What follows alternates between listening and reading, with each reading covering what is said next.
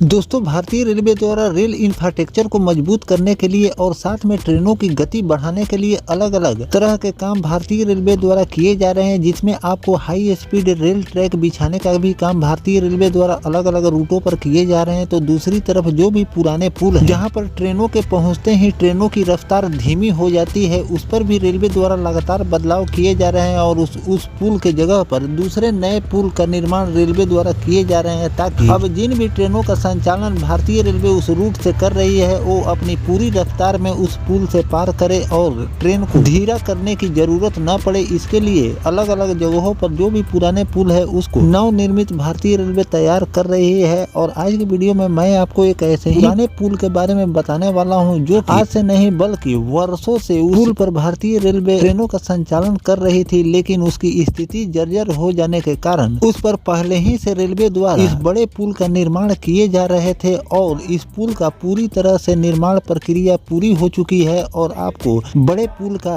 उद्घाटन प्रधानमंत्री नरेंद्र मोदी जी करने वाले हैं। तो कहां पर ये बड़ा सा पुल रेलवे द्वारा तैयार कर लिए गए हैं और इसके बन जाने से ट्रेनों की स्पीड भी बढ़ेगी और साथ जो ट्रेनें वहां पर आकर धीरा हो जाती थी, इससे भी लोगों को निजात मिलने वाले हैं। पुल के बारे में भी मैं आपको बताऊंगा और साथ में उद्घाटन की तारीख भी बताने वाला हूं। तो चलिए इस डिटेल वीडियो को शुरू करते हैं। और वीडियो शुरू करने से पहले दोस्तों, अगर आप चैनल पर नए हैं तो चैनल को सब्सक्राइब कर लीजिए और वीडियो अच्छा लगे तो वीडियो को लाइक जरूर कर दीजिएगा। चलिए इस डिटेल वीडियो को शुरू करते हैं। दोस्तों, यमुना नदी पर बन रहा दिल्ली का ऐतिहासिक लोहे का पुल अब अपने रिटायरमेंट की ओर बढ़ रहा है। इसके समानांतर तैयार किया गया है नया रेलवे पुल, पूरी तरह से बनकर तैयार हो चुका है। रेलवे सेफ्टी कमिश्नर पुल का निरीक्षण भी कर चुके हैं और इसके जल्द उद्घाटन की तैयारी भी रेलवे कर रही है। माना जा रहा है कि आपको इसी साल प्रधानमंत्री नरेंद्र मोदी जी इस पुल का उद्घाटन करने वाले हैं। नए रेलवे पुल के चालू होते ही पुरानी दिल्ली रेलवे स्टेशन से गाजियाबाद की ओर आने वाली ट्रेनों की रफ्तार में भी आपको इजाफा देखने को मिलेंगे। फिलहाल इस रूट पर ट्रेनों की गति धीमी गति से ट्रेनों का संचालन होते हैं, जिससे यात्री परेशान हो जाते हैं। रोजाना औसतन करीब